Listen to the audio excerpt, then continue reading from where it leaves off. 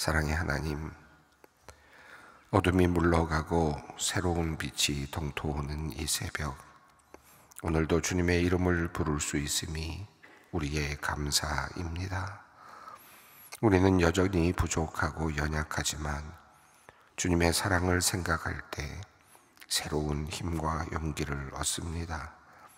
오늘도 그 사랑을 기억하며 감사와 찬송으로 오늘을 살게 하여 주시옵소서. 하나님, 오늘 우리가 함께 부른 주 예수보다 더 귀한 것은 없네, 이 찬양이 우리의 삶의 고백이 되기를 원합니다. 우리의 영혼의 고백이 되기를 원합니다. 세상의 즐거움과 자랑 다 버리고 주 예수보다 귀한 것은 없네 찬양하고 고백하는 우리의 삶, 우리의 영혼이 되게 하옵소서. 세상에 무엇을 부러워하며 가지려고 하기보다는 가장 귀한 주님을 더 알기 원하고 또한 가장 귀한 주님을 알게 된 것을 감사하며 살아가는 우리의 삶이 되게 하여 주시옵소서. 아버지 하나님, 소망교회를 위해 기도합니다. 지금까지 우리 소망교회를 통하여 이루신 놀라운 일들을 찬양합니다. 이 귀한 사명 계속하여 잘 감당할 수 있도록 인도하여 주시옵소서. 바라오니 우리 소망교회가 복음의 능력으로 세상을 아름답게 하는 성령의 교회가 되게 하여 주시옵소서. 특별히 지난 주일 장로로 임직받은 5분의 신임 장로님들을 기억하여 주시옵소서. 성령으로 충만하게 하시고 건강함으로 몸과 마음을 지켜주시며 자원하는 마음과 소명의 정신으로 단단히 무장시켜 주시옵소서. 그리하여 주님의 몸된 교회를 든든히 세우며 하나님께 영광을 돌리게 하여 주시옵소서. 은혜의 하나님, 오늘로 화요조찬 성경 공부가 종강하게 되고 이후 성인 성서 연구도 종강을 하게 됩니다. 한 학기 동안 말씀을 깊이 배우고 묵상하는 기회를 주심에 감사드립니다. 새롭게 배우고 깨달은 것을 통하여 우리가 영적으로 더욱 성숙해지게 하시고 믿음의 뿌리가 더 깊이 내려지게 하여 주시옵소서. 이를 위해 수고한 손길들을 기억하시고 그들의 헌신을 귀하게 모아주시며 그들의 가정에 하늘의 복과 은혜를 내려 주시옵소서. 하나님, 대학 수학 능력 시험일이 이틀 앞으로 다가온 가운데 이제 시험에 임하는 우리 자녀들을 위해 기도합니다. 우리 자녀들의 마음을 담대하게 하시고 지난 시간 동안 준비한 것들을 잘 정리하게 하여 주시옵소서. 무엇보다도 우리의 길을 인도하시는 하나님을 신뢰하는 믿음을 주시기를 원합니다. 자신의 미래를 주님께 맡기고 기도하는 수험생들과 그의 가족들의 기도를 들어주시고 수고에 합당한 좋은 결과를 얻게 하여 주시옵소서. 오늘도 이 자리에서 주님 앞에 간절히 기도하는 수험생들과 그의 가족들을 주님께서 긍휼히 여겨주시고 더 없는 하늘의 복으로 덧입혀 주시옵소서. 긍휼함이 많으신 하나님, 이 시간 새 생명의 잉태를 간절히 소망하며 기도하는 집사님과 함께 마음을 합하여 기도합니다. 지난 2020년부터 시작한 난임 시술의 마지막 단계에 접어든 지금 사실상 12월 중순의 이 시기 마지막 기회라고 합니다. 생명의 주인 되시는 주님, 이번 이식을 통해 작상이 잘 이루어져서 주님께서 주시는 새 생명을 잉태하는 은혜를 누리게 하여 주시옵소서. 무엇보다 마음의 평안을 내려주시기를 기도합니다. 부정적인 마음 제하여 주시고 직장의 문제 등 해결되지 않은 문제들로 불안하지 않도록 그 마음을 또한 단단히 지켜 주시옵소서. 치료하시는 하나님, 심장 기능의 이상으로 응급치료를 받은 집사님을 위해 기도합니다. 응급실에 갔을 때 이미 상황이 좋지 않아서 현재는 자가 호흡이 어렵습니다. 심장 기능을 살리고자 에크모를 달다 대동방리가 생겨 언제 심폐소생을 해야 할지도 모르는 긴급한 상황에 있습니다. 하나님, 집사님을 긍휼히 여기시어 절실한 치료를 통하여 다시 호흡이 돌아오고 폐에 고인 물이 빠지며 심장 기능도 회복되게 하여 주시옵소서. 중환자실에 들어갈 수 없기에 밖에서 남편의 소식만 애타게 기다려야 하는 아내 권사님을 위로하여 주시고 믿음으로 이 시간을 견디게 하시며 좋은 소식을 허락해 주시옵소서. 최근 폐암 진단을 받고 오늘 수술받는 권사님을 위해 기도합니다. 갑작스러운 암 진단에 당황스러운 권사님의 마음을 주님 붙들어 주시옵소서. 전이가 발견되지 않게 하시며 집도하는 의료진의 손을 통하여 수술이 잘 이루어지게 하여 주시옵소서. 이후 항암 치료도 잘 견디게 하셔서 온전한 회복이 이루어지도록 주님 은혜를 베풀어 주시옵소서. 편도암 진단을 받고 오늘부터 집중치료에 들어가는 집사님이 있습니다. 젊은 나이에 암이 발병되었지만 빨리 발견되게 하시고 무엇보다 전이가 없게 하셔서 감사합니다. 오늘부터 방사선과 항암치료를 7주간 받습니다. 이 모든 과정 잘 견딜 수 있도록 체력과 힘 주시고 이 치료가 몸에 잘 맞아서 부작용이 없게 하여 주시옵소서. 암세포가 깨끗하게 제거되고 온전히 회복되게 하여 주시옵소서. 하나님, 갑작스럽게 침대에서 낙상한 아버님을 위해 기도하는 권사님의 기도를 들어주시옵소서. 고관절 부위, 비구골절과 대퇴부 쪽 골절 증상으로 병원에 입원하셨습니다. 고령인데다 수술도 어려운 부위여서 재활과 약물 치료를 할 수밖에 없는 상황입니다. 병원에 계속 누워있는 가운데 뼈가 잘 붙게 하시고 온전한 회복 주셔서 건강한 모습으로 생활할 수 있도록 인도해 주시옵소서. 말씀하시는 하나님, 이 시간 우리의 마음을 열어 주님 말씀 앞에 나아갑니다. 오늘을 살아갈 힘과 지혜를 얻게 하여 주시옵소서. 모든 것을 주님께 의탁하며 우리의 구주 되시는 예수 그리스도의 이름으로 기도 올리옵나이다. 아멘. 오늘의 말씀입니다. 에베소서 3장 1절로 13절 말씀입니다. 에베소서 3장 1절로 13절까지 말씀을 함께 봉독합니다. 이름으로 그리스도 예수의 일로 너희 이방인을 위하여 갇힌 자 된 나 바울이 말하거니와 너희를 위하여 내게 주신 하나님의 그 은혜의 경륜을 너희가 들었을 터이라. 곧 계시로 내게 비밀을 알게 하신 것은 내가 먼저 간단히 기록함과 같으니 그것을 읽으면 내가 그리스도의 비밀을 깨달은 것을 너희가 알 수 있으리라. 이제 그의 거룩한 사도들과 선지자들에게 성령으로 나타내신 것 같이 다른 세대에서는 사람의 아들들에게 알리지 아니하셨으니 이는 이방인들이 복음으로 말미암아 그리스도 예수 안에서 함께 상속자가 되고 함께 지체가 되고 함께 약속에 참여하는 자가 됨이라. 이 복음을 위하여 그의 능력이 역사하시는 대로 내게 주신 하나님의 은혜의 선물 따라 내가 일꾼이 되었노라.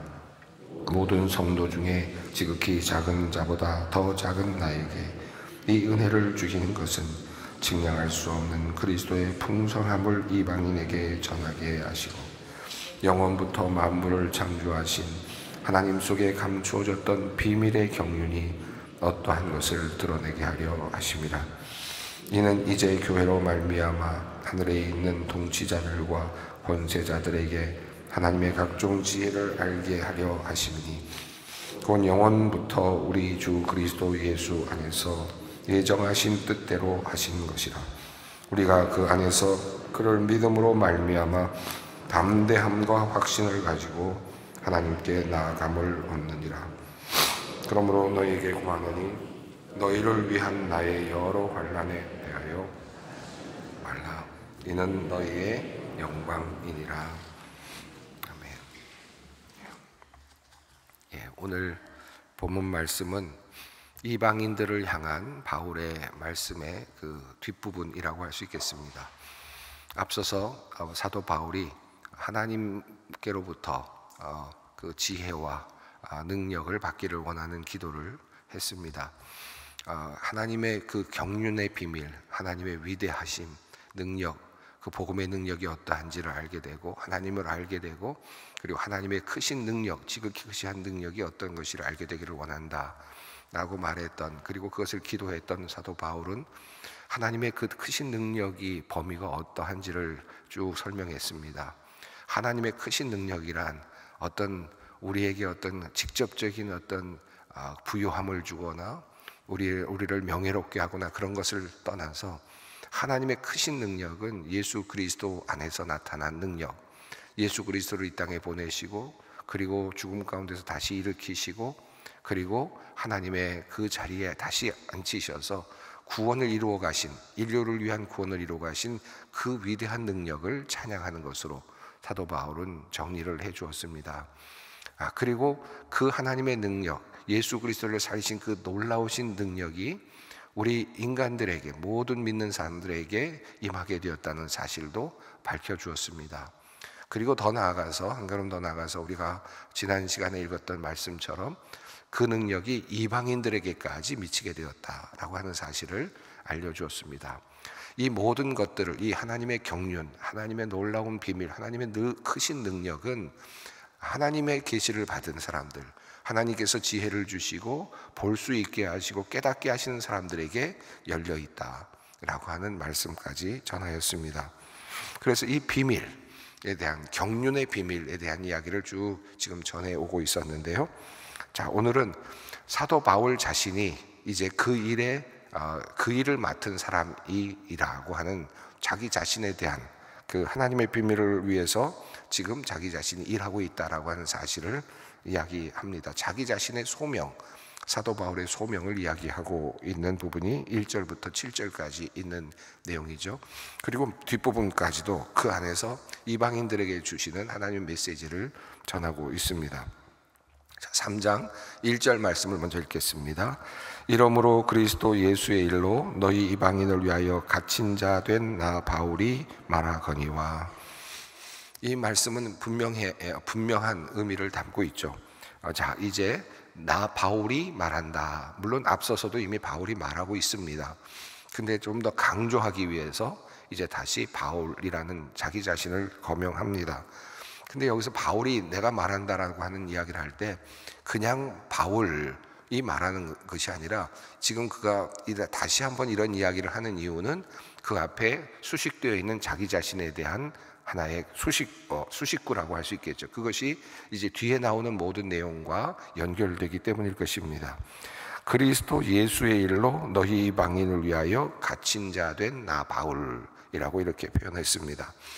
한국어 성경이 아마도 적절하게 그 뜻을 잘 표현한다고 볼 수는 있지만 이 번역이 또 조금 더 보면 조금 더 깊은 의미를 사실은 조금은 살짝 가려놓고 있다라고도 할 수 있을 것 같습니다. 그 원어로 보면 데스미오스 투 크리스투 이예수라는 원어로 되어 있는데요. 이 말씀은 그리스도의 포로된 자, 그리스도의 그 죄수된 자, 그리스도의 수감자, 나 바울, 이렇게 또 번역이 되는 그런 표현입니다. 그러니까 이것을 한국말로는, 우리나라 말로는 그리스도 예수의 일로 갇힌 자 된 바울이라고 표현을 했습니다. 그러니까 이것은 그 의미의 데스미오스 투 크리스토 예수의 한 뜻이겠죠. 다시 말하면 지금 사도 바울은 갇혀 있습니다. 옥에 갇혀 있습니다. 이 옥에 갇힌 이유는 하나님께서 그를 가뒀다라기보다는 1차적으로는 지금 로마 황제의 죄를 짓고 황제에게 심판을 받기 위해서 세상적인 자리에서 지금 죄수로 있는 것이죠. 자, 그러니까 그럼에도 불구하고 지금 그가 죄수가 되어서 감옥에 있는 것, 이 감옥에 있다라고 하는 것은 그의 지금 현재 상황입니다. 그리고 그 감옥은 로마의 지배 아래에 있는, 그리고 로마의 권력 아래에서 지금 있는 그 감옥입니다. 세상 감옥입니다. 그런데 그 세상 감옥에서 지금 그는 옥중 서신을 쓰고 있는 거거든요. 그게 에베소서이죠. 그런데 그는 뭐라고 말합니까? 그리스도의 죄수된 바울이라고 이렇게 표현합니다. 그리스도에게서 갇힌, 그리스도에게 갇힌 자라는 표현입니다. 그리스도에게 갇힌 자라는 말은 다른 말로는 지금 오늘 성경 본문 한글로 번역한 이런 뜻이 있죠. 그리스도의 일로 내가 갇힌 자 된 바울이라는 뜻이 1차적으로 있습니다. 당연히 그 뜻이 있습니다. 그래서 지금 사도 바울은 이 한국어 번역 성경은 이 뜻을 보다도 분명하게 드러내주고 있습니다. 그리스도의 일로, 이제 하나님께서 맡겨주신 그 그리스도를 증언하는 일로 지금 사도 바울이 갇혀 있다. 세상에서 갇혀 있는 일인데 사도 바울은 그것을 영적인 의미로 해석하고 있고 하나님의 뜻으로 지금 간주하고 있습니다.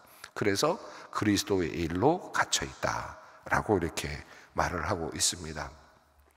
우리가 세상에서 여러 가지 어려운 일을 당할 때 사도 바울처럼 이렇게 감옥에 갇혀 있을 때, 로마의 감옥에 갇혀 있을 때 억울하게 지금 복음을 전하다가 갇혀 있을 때, 그럴 때 에베소 교회에서도 그런 일이 일어나지 않았습니까? 에베소 지역에서 사도 바울이 복음을 전할 때 그 금장색 그 우상을 만드는 것을 이제 다 없애버리고 마술책들을 다 없애버리게 되는 이유 때문에 결국은 그것으로부터 이익을 얻던 사람들에 의해서 모함을 당하게 되고 감옥에 들어가는 그런 일이 일어났습니다. 놀라운 일이 일어나고 병 고치는 역사가 일어나고 그래서 스스로 자기 자신들이 그것을 마술책들을 태워버렸던 그런 일들이 일어났는데, 그런데 그것 때문에 억울하게 감옥에 들어가는 일이 에베소에서도 일어났었죠. 이렇게 지금 세상 일로 갇혀 있는데 때로는 억울한 일로 갇혀 있기도 하는데 사도 바울은 그것을 뭐라고 이야기합니까? 그리스도에게 갇혀 있고 그리스도의 일로 내가 갇혀 있다라고 이렇게 해석을 하고 있습니다.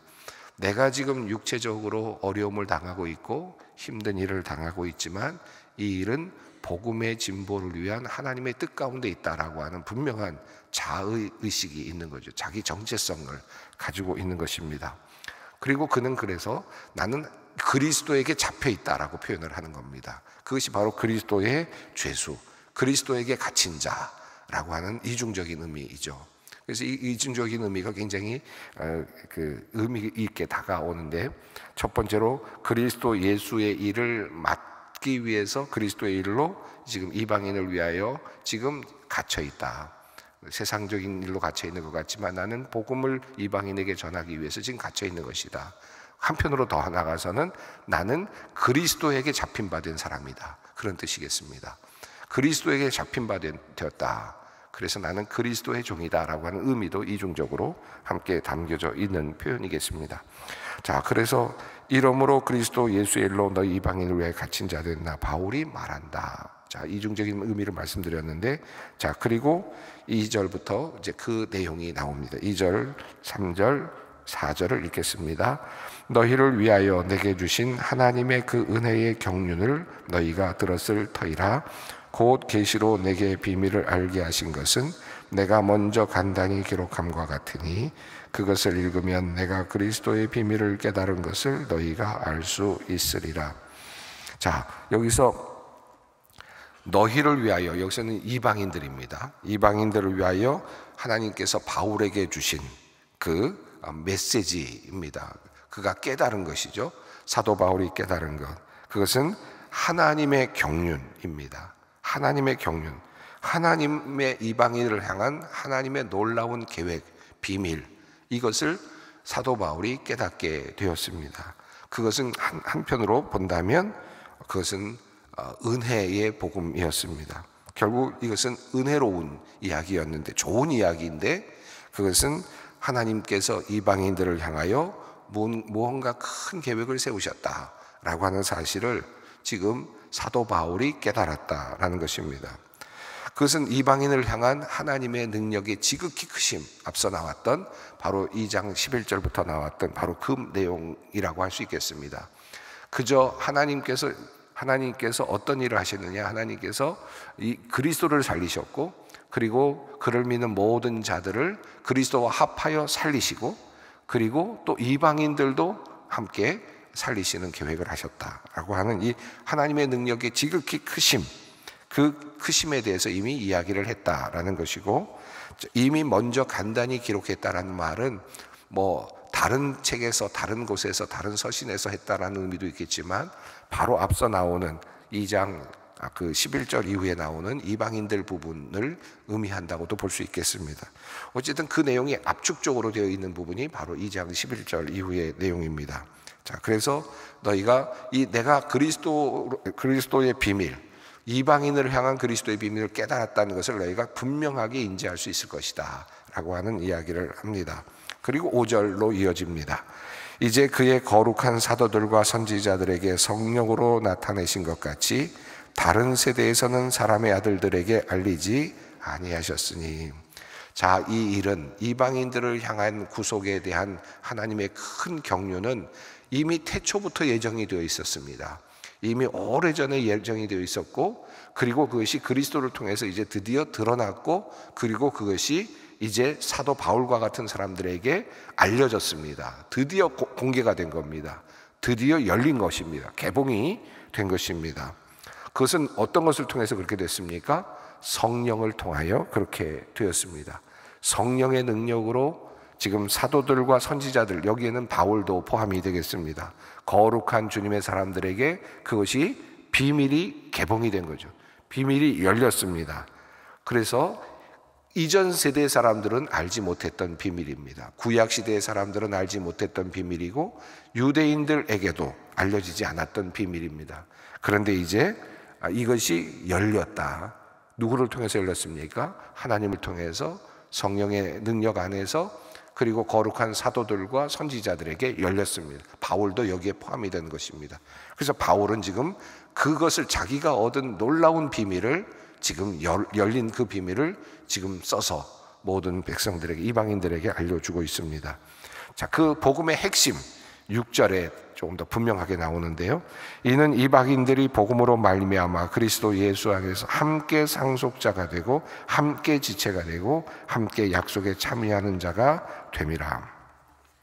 이 본문에서 흥미로운 것은 여기 함께가 3번 또 나왔습니다. 앞서서 제가 강의하면서 한 부분에서 2장 6절 부분에서 함께라는 말이 나온다는 것을 한번 강조했었는데, 스윈이라고 하는 그런 단어가, 전치사가 나왔습니다. 그리스도와 함께. 그래서 어떻게 했습니까? 앞부분에서 2장 6절에서는 그리스도를 살리셨다라고 하는 내용이 먼저 나온 다음에 하나님께서는 그를 믿는 사람들에게 모든 너희들, 허물과 죄로 죽었던 모든 인간들을 어떻게 했다고 합니까? 그리스도와 함께 살리시고 그리스도와 함께 일으키시고 그리고 그리스도와 함께 하나님의 자리에 하늘에 앉히셨다라고 하는 그런 표현이 나왔습니다. 허물과 함께 죽었던 모든 인간을 그렇게 하나님께서는 그렇게 살리신다라고 하는 그런 표현이 나왔는데, 거기에는 인간이라고 하는 큰 덩어리가 있었다면 오늘 6절에서는 이제 그 함께가 또 다시 등장을 하는데, 여기서는 그리스도 예수 안에서 복음으로 말미암아 유대인들과 함께라고 하는 표현으로 이해할 수 있을 것 같습니다. 또 모든 유대인들과 함께 상속자가 되게 했고, 유대인들과 함께 지체가 되게 하셨고, 유대인들과 함께 약속에 참여하는 자가 되게 하셨다라고 하는 표현으로 이방인들에 대한 하나님의 섭리가 보다 더 분명하게 드러나는 모습으로 6절은 다시 설명합니다. 그러니까 이방인들에게 주시는 하나님의 은혜가 얼마나 큰지, 그리고 이제 하나님의 그 구원의 역사가 이제 이방인들에게 어떻게 지금 나타나고 있는지를 분명히 깨달아 알게 하기를 원하는, 이방인들은 하나님의 백성의 이류가 아니라, 유대인들이 인류고 그리고 이방인들은 이류가 아니라 모두가 이제 똑같은 하나님의 구원을 받는 존재로 그렇게 열리게 되었다라고 하는 사실을 강조하고 있습니다.